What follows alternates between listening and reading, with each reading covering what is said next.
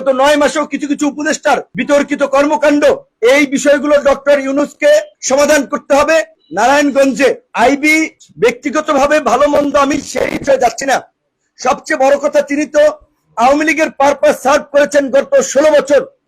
IB কে যখন গ্রেপ্তার করতে গিয়েছে, আপনারা নাটক লক্ষ্য করেছেন, নাটকের আপনার চিত্রায়ন দেখেছেন, সুন্দর অ্যাক্টিং। পুলিশ গ্রেপ্তার করতে গেছে, পুলিশ খোশ গল্প করছে, চা খাচ্ছে, কফি খাচ্ছে, আইবি সাজগুজ করে আপনার এই গ্রেপ্তারের জন্য বেরিয়ে আসছেন এবং এরই মধ্যে জনগণকে সংগঠিত হয়ে তার বাসার সামনে নারায়ণগঞ্জে মিছিল মিটিং করার সুযোগ দিয়েছেন। আর প্রশাসন নীরব দর্শকের ভূমিকায় ছিল। এগুলো কেন হয়েছে জানেন? এই সহজ সমীকরণ আপনাদেরকে মিলাতে হবে। এই আইবি সাবের হোসেন চৌধুরীদেরকে দিয়েই এই সরকারের কিছু কিছু উপদেষ্টারা রিফাইন আওয়ামী লীগ করার স্বপ্ন দেখছে। তাই আমরা বলছি উপদেষ্টাদেরকে, আপনারা এই সমস্ত নাটক করতে গেলে আপনাদের অস্তিত্ব কিন্তু থাকবে না। আইবি কে গ্রেপ্তারের কেন তাকে গ্রেপ্তার করতে গিয়ে এই নাটক করা হলো? কেন আইবির সমর্থকদেরকে এই মিছিল মিটিং করে এই পরিবেশ তৈরি করতে দেওয়া হলো? মানে দেখানো হয়েছে যে আইবি ইজ ভেরি পপুলার, তাই আইবি কে দিয়ে আমরা আওয়ামী লীগ রিফাইন করবো, আওয়ামী লীগকে নির্বাচনে নেব। সাবের হোসেন চৌধুরীর বিদেশি কানেকশন, তিনি ইন্টার পার্লামেন্টারি ইউনিয়নের নেতা ছিলেন, এই কারণে তাদেরকে মুক্তি দেওয়া হয়েছে।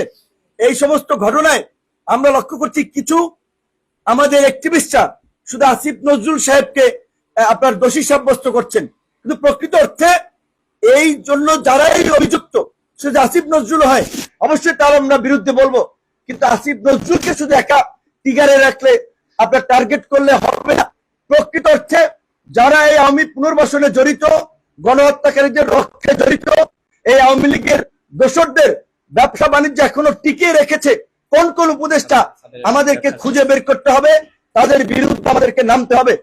এই বিষয়গুলো সামগ্রিক প্রেক্ষাপটে আমরা প্রধান উপদেষ্টাকে জাতীয় সংলাপ ডাকার আহ্বান জানাচ্ছি। জাতীয় সংলাপে আলাপ আলোচনার পরে চট্টগ্রাম বন্দরের বিষয়ে সিদ্ধান্ত নিতে হবে, করিডোরের বিষয়ে সিদ্ধান্ত নিতে হবে এবং অন্তর্বর্তীকালীন সরকারকে জাতীয় সরকারের রূপদানের বিষয়ে সিদ্ধান্ত নিতে হবে। অন্যথায় শুধুমাত্র লীগ নিষিদ্ধ হওয়ার এই মূলা ঝুলিয়েই আমাদেরকে কিন্তু আমাদের প্রকৃত আপনার দৃষ্টি থেকে আমাদেরকে সরানো যাবে না। সরকারকে বিনয়ের সাথে বলতে চাই, আমরা আপনাদেরকে সহযোগিতা করতে চাই, আমরা আপনাদের প্রতিপক্ষ নয়, আমরা আপনাদের সহযোগী। গত 9 মাসেও কিছু কিছু উপদেষ্টার বিতর্কিত কর্মকাণ্ড, নিয়োগ বাণিজ্য, দুর্নীতি, স্বজনপ্রীতি, এগুলো গণমাধ্যমে এসেছে। এই বিষয়গুলো ডক্টর ইউনূসকে সমাধান করতে হবে এবং সেজন্যই আমরা মনে করি যে সমস্ত উপদেষ্টাদের বিরুদ্ধে অভিযোগ এসেছে, যারা বিতর্কিত কাজ করেছেন, অনতিবিলম্বে তাদেরকে সরিয়ে দিয়ে এই মেজর পলিটিক্যাল স্টেক হোল্ডারদের সাথে আলাপ আলোচনা করে এই অন্তর্বর্তীকালীন সরকারকে জাতীয় সরকারের রূপ দিয়ে সরকারের ভিত্তিকে শক্তিশালী করতে হবে। এই গণহত্যার বিচার, রাষ্ট্র সংস্কার এবং নতুন বাংলাদেশ বিনির্মাণে সকলকে নিয়ে কাজ করতে হবে।